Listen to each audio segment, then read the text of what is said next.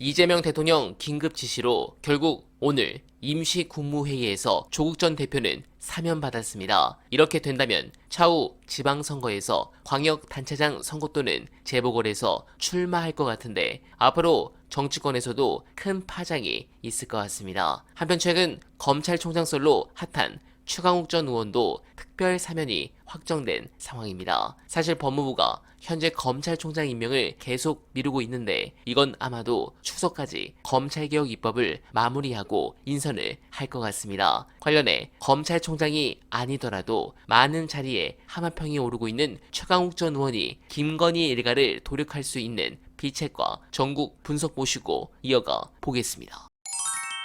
지금도 왜 하나 도망갔지 않습니까? 그 기술자, 주가 조작 관련. 영장 7심에서 출석 안 하고 도망갔잖아요. 그 전에도 도이치모터 수사할 때도 보면 도망가잖아요. 그러고서 좀 이따가 들어와라 뭐 이런 식으로 하잖아요. 그러니까 그렇게 남의 돈 가지고 자기 불법적인 수단을 통해 가지고 그 재산 불려주거나 관리해주는 기술자들은 1도 2주 300이라는 게 그냥 새겨져 있는 것 같아요, 원칙으로. 이 사람들이 1도 2부 300을 최대한 동원해서 자기의 그 형량을 좀 줄인 다음에 나가서 결국 김건희 재산은 다 내 거다라고 빼먹을 가능성이 높아 보인다. 그래서 아까 제가 국세청하고 수사기관의 협조가 필요하다라는 그 공조가 필요하다는 말씀 드린 건데 지금 중앙지검에 범죄 수익 환수 부라는 부가 있거든요.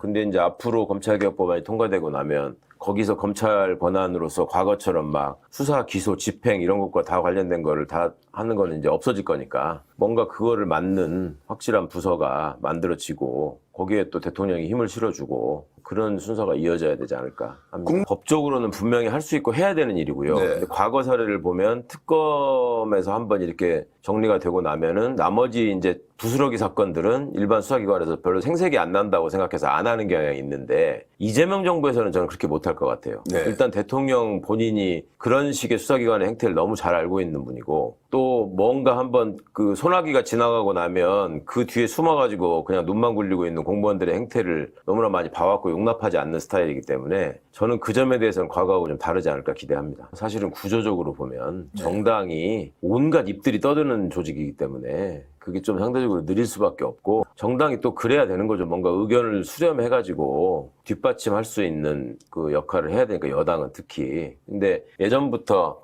우리 이재명 대통령이 민주당 대표를 하실 때 처음 하실 때 제일 답답해하고 탄식했던 게 그런 거였어요. 내가 지방정부를 운영하는 단체장일 때는 뭔가 이렇게 생각하는 게 빨리빨리 구현이 되고 속도감 있게 집행할 수가 있었는데 이게 정치권은 그게 안 된다. 그래서 사실은 그게 정치권의 속성이다라는 말씀을 많은 사람들이 드리고 했는데 그거는 좀 지켜보셔야 될 것 같고 이 정청래 대표가 이제 대표로 당선된 이유가 사실은 당원들의 입장에서 볼 때는 그래도 정청래가 대표를 해야지 속도감 있게 보조를 맞춰서 당이 서포트를 할 거 아니냐라는 생각을 하시지 않았겠어요? 그러니까 누구보다도 정청래 대표가 그런 점에 대한 인식이 있는 분이니까 그래도 낫지 않을까 생각합니다. 예전에 추미애 대표님이 법무부 장관직을 수락하실 때도 사실은 어떤 정치적 상상력이나 정치적 장래와도 연계돼 있을 수밖에 없는 행보였잖아요.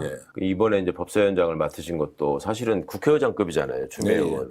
근데 법사위원장을 하신다라고 하는 거는 추미애 의원님의 입장에서도 상당한 정치적 결단에 해당하는 부분이라고 보이고요. 또 이분이 또 그런 어떤 그간의 과정이나 경험들을 통해서 이 법무 검찰의 속성을 너무 잘 알고 계셔서 그걸 통해서 어떤 정치적 성과를 분명히 내실 거라고 저는 생각합니다. 그렇게 하실 거고 그거가 바탕이 돼야지 추미애 의원의 향후의 정치적인 행보나 정치적인 또 추가 성장 그거가 될 수밖에 없어서 많이 준비하시고 잘 하실 것 같아요. 경기도지사냐 서울시장이냐 그거를 고민하신다는 얘기를 들었는데 추미애 의원이 지금 지역구가 하남이라는 거 아시는 분들이 사실상 별로 많지 않더라고. 수도권이라고 생각하지. 그러니까 그게 충분히 법사위원장으로서 국민들한테 어찌 보면 많은 효능감을 주시면 그 길이 열리겠죠. 이춘석 의원이 법사위원장으로서 보인 그 행태라고 하는 게 너무 충격적이어서 당대표 입장에서는 국민과 당원들에게 배신감을 드리지 않고 뭐라도 효능감을 유지시키려면 불가피한 선택이 아니었을까 싶습니다. 당대표가 잘한 것 같습니다. 그렇게 해서 또 본인한테 또 플러스가 되잖아요. 정청래 대표 입장에서도. 절대 흔들리지 않겠다. 이걸 확실하게 보여준 거고 또 제명해버렸잖아요. 바로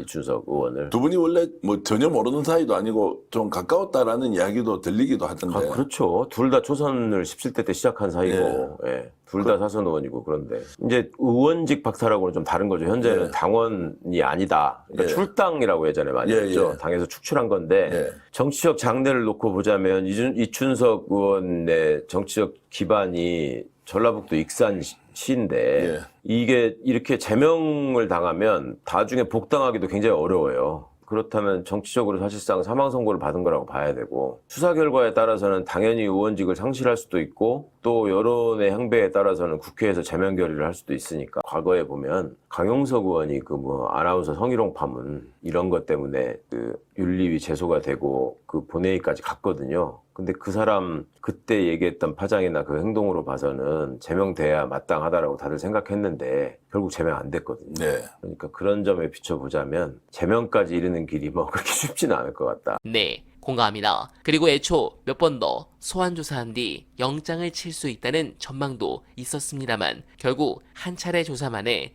영장을 청구하는 수순을 밟았습니다. 세 가지 이유 때문으로 분석됩니다. 첫째, 건의를 더 불러 조사해봐야 유의미한 진술을 받아낼 수 없다고 판단했을 겁니다. 권풍기는 6일 소환 조사에서 제기된 모든 혐의에 대해 부인으로 일관했습니다. 이날 조사에서 특검은 도이치모터스 주가 조작, 명태균 공천 개입, 건진 법사, 통일교 청타, 반 클리프 앤 아펠 목걸이 의혹 등에 대해 집중적으로 캐물었습니다. 그런데 건의는 모두 자신은 모르는 일이고 관여한 바 없다고 부인했다고 합니다. 이런 태도로 볼 때 더 불러봐야 다른 의혹들에 대해서도 똑같이 나올 거라고 보고 곧바로 영장을 청구한 것으로 보입니다. 둘째, 이미 7일 조사를 통해 구속영장을 청구할 만한 근거를 충분히 확보했다고 판단한 것으로 보입니다. 즉 건의가 모든 혐의를 부인한 것이 오히려 독이 된 것으로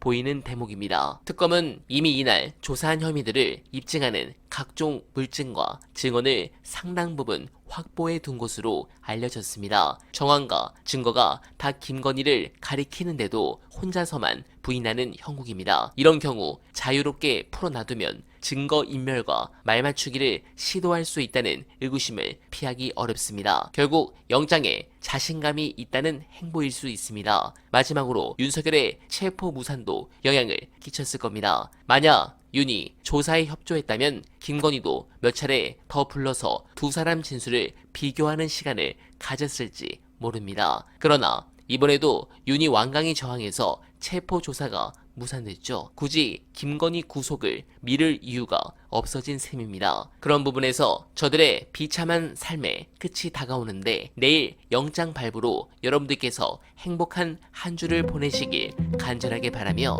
어날바는 오늘도 최선을 다하겠습니다. 여러분 고맙습니다.